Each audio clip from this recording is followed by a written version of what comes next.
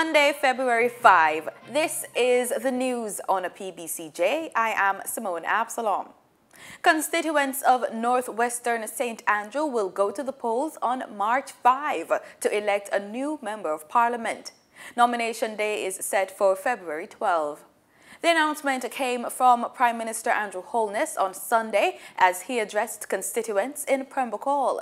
The by-election became necessary after Jamaica Labour Party's Derek Smith resigned last month after nearly 30 years as Member of Parliament. Both political parties, the governing Jamaica Labour Party and the opposition People's National Party, have already selected their candidates for the upcoming poll. The JLP recently announced that Ambassador Nigel Clark will be their representative, while the PNP will be represented by 42-year-old schoolteacher Keisha Hale. The Tax Administration Jamaica, TAJ, the country's tax authority, says it has again surpassed the year-to-date revenue collection target for the 2017-2018 fiscal year. In a release Friday, the TAJ said that for the period April to December 2017, it collected $207.7 billion, representing 106.1% of the $195.7 billion target.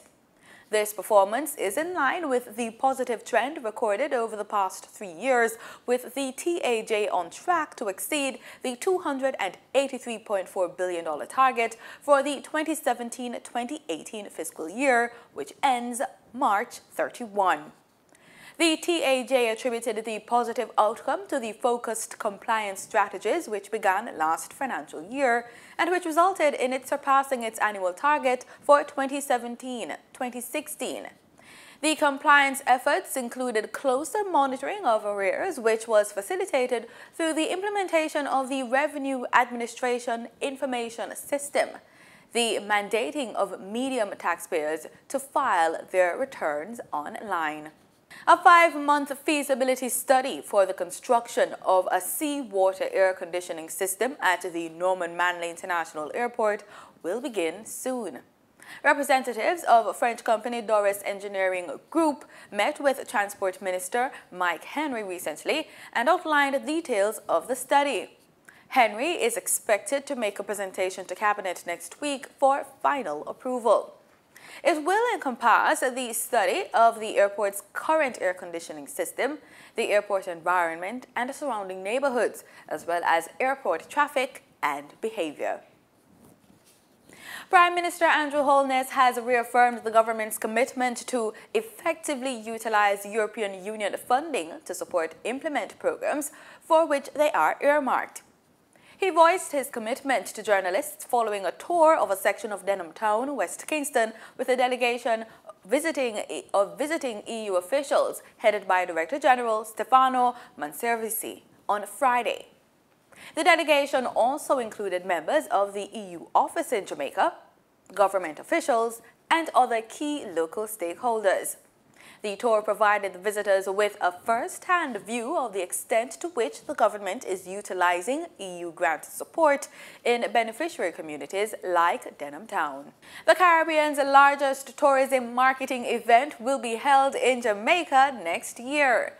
The Caribbean Hotel and Tourism Association officially announced that the 37th edition of the Caribbean Travel Marketplace will be held at the Montego Bay Convention Center from January 29 to 31, 2019. The event will be held in collaboration with the Jamaica Ministry of Tourism, the Jamaica Hotel and Tourist Association, and the Jamaica Tourist Board. Produced by the CHTA, Caribbean Travel Marketplace brings together local and international hotel and destination representatives, wholesalers and tour operators, online travel agencies, meetings, incentives, conventions and exhibitions, planners, and more. February 4 was World Cancer Recognition Day. Minister of Health, Dr. Christopher Tufton, says Jamaica is now in position to provide world-class cancer care to its citizens and visitors. This is as a result of a number of scholarships being awarded to Jamaicans to study abroad in specialized areas required for cancer care, as well as the opening of the first of 2 modern cancer treatment centers at the Cornwall Regional Hospital. The National Cancer Treatment Center is equipped with, among other technology, a linear accelerator, which is used around the world to provide targeted radiation treatment. The Culture, Health, Arts and Sports Education Fund, CHASE Fund, has also provided $63 million in scholarships to Jamaicans to study in specialized areas necessary for optimum cancer care. The CHASE Fund provided a total of 26 scholarships to 4 biomedical engineers, 2 medical radiation physicists, and 4 radiation oncologists. In regional news, the United States President Donald Trump has signed an executive order to keep America's detention facility in Guantanamo Bay, Cuba, open.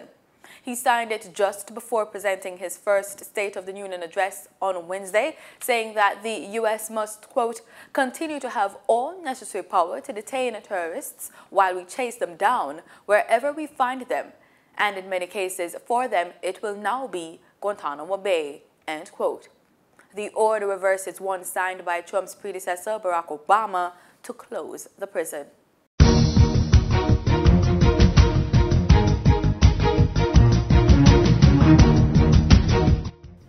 In sports, Javon Francis made a winning start to his indoor athletics career in Texas on a weekend where Jamaicans had good performances elsewhere in Texas, in Ann Arbor, Michigan, and Karlsruhe, Germany.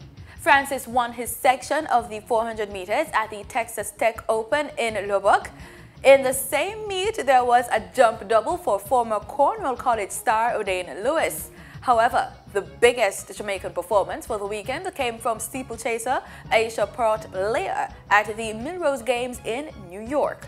She outraced her training partner, world champion Emma Coburn, in a super 300 meters encounter. And that's the news. Do stay with us. The weather report is next.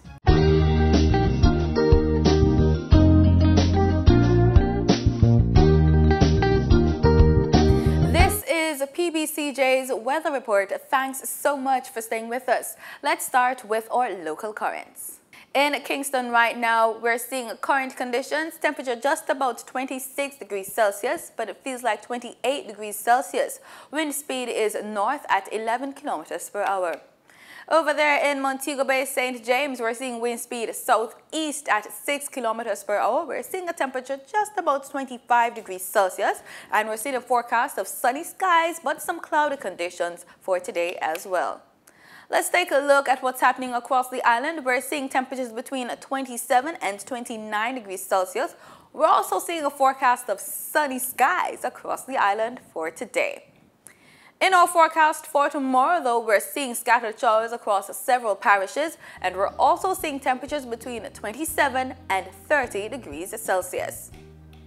In our forecast across the Caribbean for tomorrow, we're seeing that we should be having some rainfall in the eastern end of the Caribbean, but it should be predominantly sunny in the central and western parts of the Caribbean. We're also seeing temperatures between 25 and 30 degrees Celsius.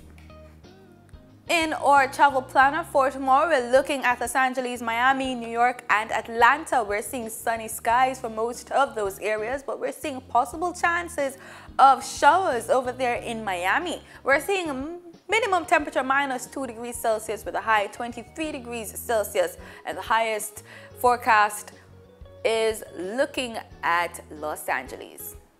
And that's it for the weather report. Thanks so much for making it PBCJ. Remember, we are the People's Station.